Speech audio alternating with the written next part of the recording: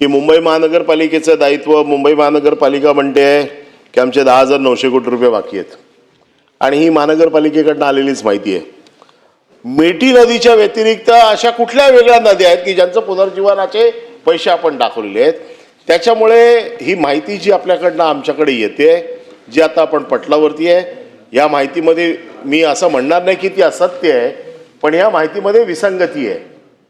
म्हणजे थोडा चांगल्या शब्दात हे मी सांगतोय, त्याचं कारण असं आहे की मी मुंबई महानगरपालिकेकडनं घेतलेली माहिती आहे।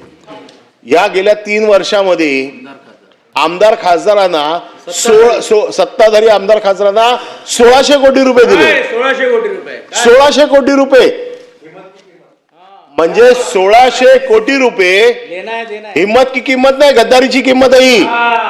हिम्मत की किंमत नाही आहे ही, किंमत कसली आहे?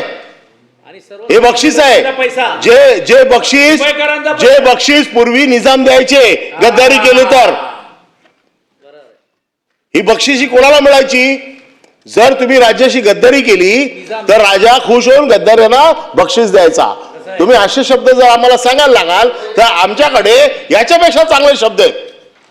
दुसरी महत्वाची गोष्ट म्हणजे इथं आता हिम्मत की किंमत आणि गद्दारीवर विषय झाला। मिठी नदीमधल्या गाळामधलं पैसे खाणे ही गद्दारी आहे।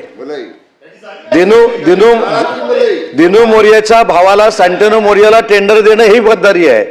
जो नाईट बार चालवतो त्या केतन कदमला काम देणं ही गद्दारी आहे। याच्यावर मला बोलायचं नव्हतं। एखादी गोष्ट गद्दारी कशामध्ये आहे? लोकांनी दिलेल्या महसुलाच्या पैशामध्ये भ्रष्टाचार करणं ही गद्दारी आहे। करोनामध्ये खिचडीमध्ये भ्रष्टाचार करणं ही गद्दारी आहे। 400 ग्रॅमची खिचडी देतो म्हणून सांगून 250 ग्रॅमची खिचडी देणं ही गद्दारी आहे। त्याच्याबद्दल मला वैयक्तिक कोणावर टीका करायची नाही, पण माझी भूमिका अशी आहे, खिचडी खाणारे किती जेलमध्ये जाऊन आले हे तुम्हाला देखील माहिती आहे, मला देखील माहिती आहे। प्रमुखांवर बोलण्याची गरज नाही। मुद्दा असा आहे की आपल्याला मुंबईकरांना न्याय मिळवून द्यायचा आहे। आम्ही देखील आता 25-25 वर्ष सभागृहामध्ये आहोत। त्याच्यामुळे गद्दारी काय? एका बरोबर मतं मागायची आणि दुसऱ्याबरोबर जाऊन बसायची ही गद्दारी आहे। ही मतदारांबरोबरची गद्दारी आहे। त्याच्यामुळे गद्दारी हा विषय खरं इथे चर्चेला यायला नाही पाहिजे होता। जे काही लोक चेष्टा सचिन भाऊ हे बघा,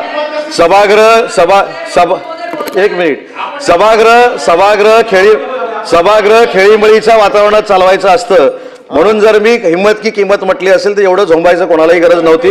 गद्दारी हा विषय आणायचा नव्हता। गद्दारीवर जर परिपाठ लिहायचा झाला तर मोठा आम्ही लिहू शकतो।